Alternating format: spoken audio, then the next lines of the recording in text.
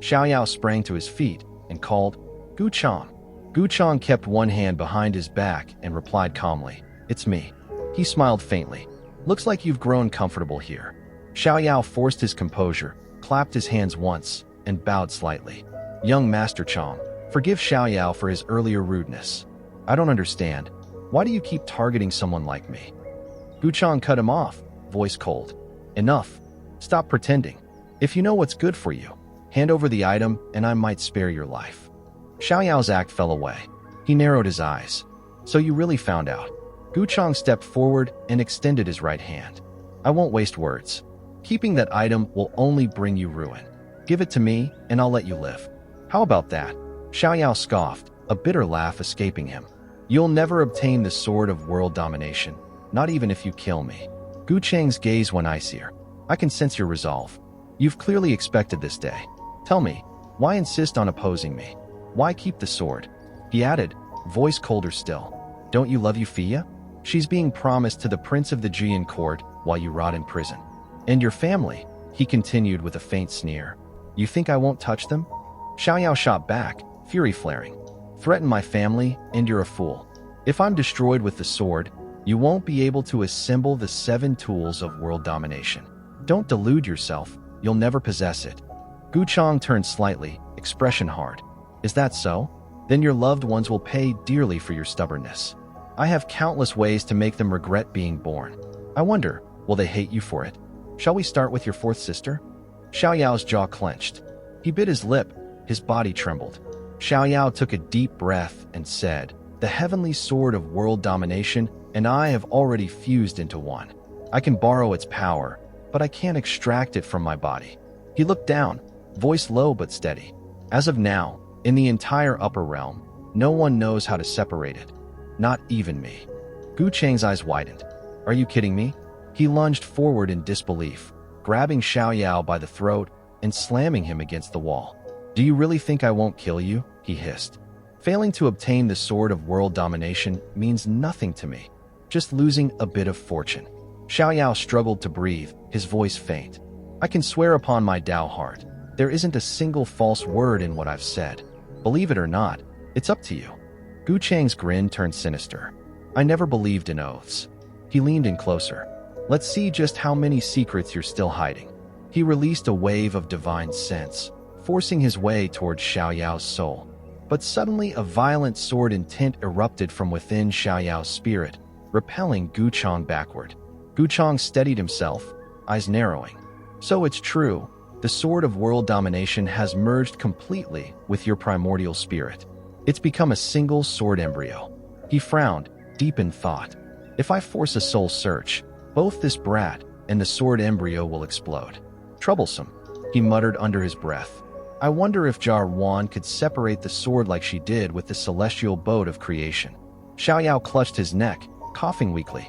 Now, do you believe me? Gu Changge turned away, closing his eyes. His voice grew cold. I don't care how you pulled this off, but if you fail to hand me the sword of world domination within half a month, Euphia and your siblings will pay the price. Xiaoyao froze, sweat dripping down his face. Half a month. He clenched his fists, trembling. Facing Gu Changge, I have no power to resist.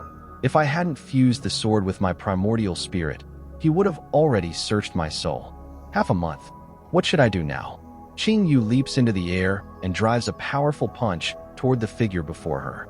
Her strike slams into the ground. Earth shatters, dust and debris erupt, but the woman slips aside with effortless grace. It's one of her aunties. Miss, let's end it here for today, shall we? Her auntie says. Ching Yu shakes her head. I have to get stronger. Only then can I help my 3rd brother. She adds, after all, the enemy he's facing is Gu Changge.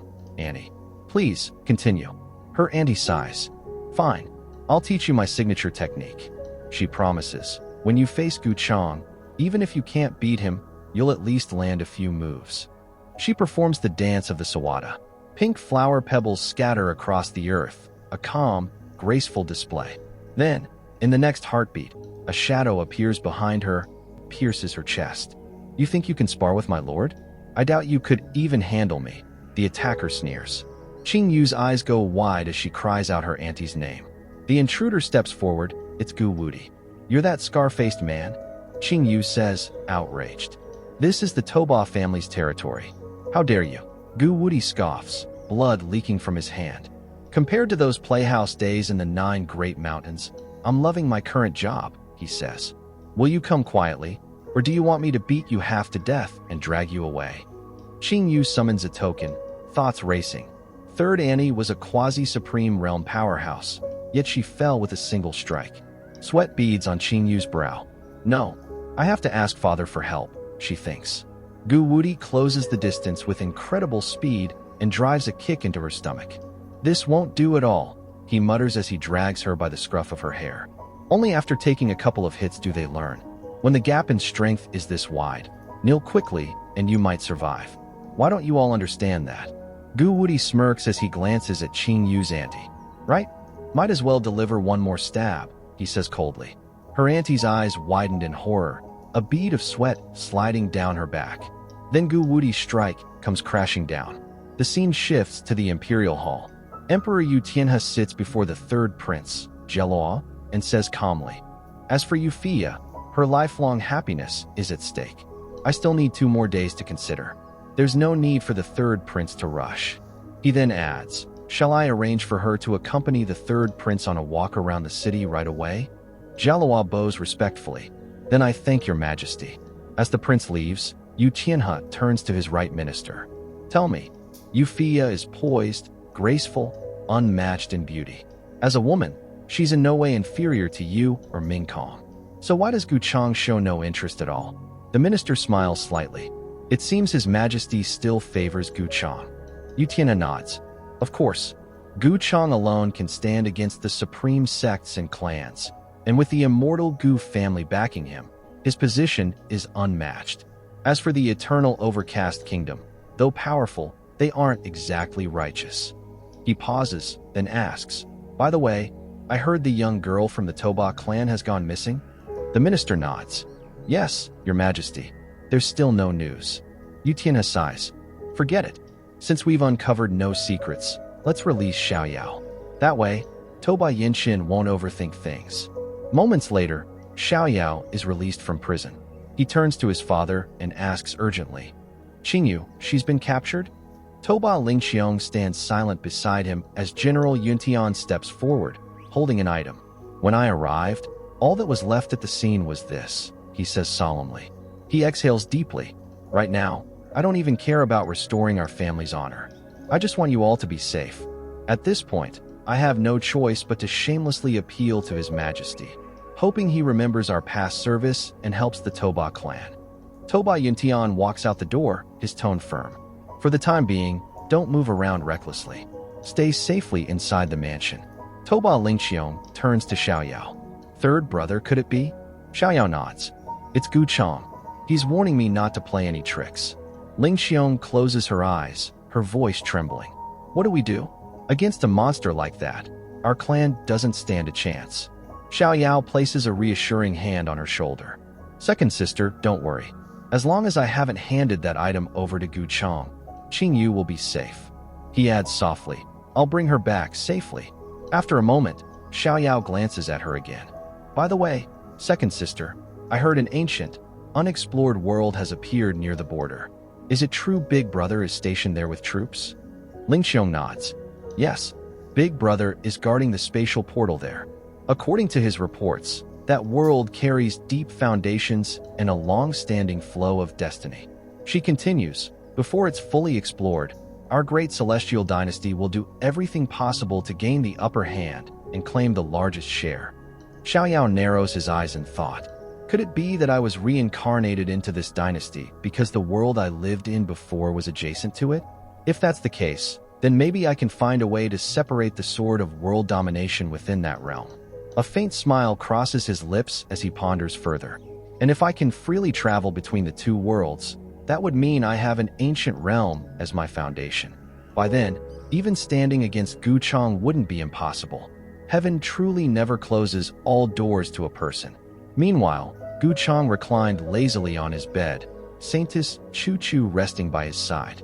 His gaze turns distant as he pondered inwardly. The epic Tao fruit is about to mature. but there's still one place missing to complete the hunting grounds. The inner universe isn't fully stable yet. I still need to refine part of the absolute in essence before I can perform the sacrificial refinement, he muses. Right now, my strength has reached a bottleneck. Without a large supply of Tao Achiever essence, breaking through will be difficult. Suddenly, Adar appeared at the door and called out, "My lord, the third prince, Jialoa, is here again." Gu Changge chuckles softly.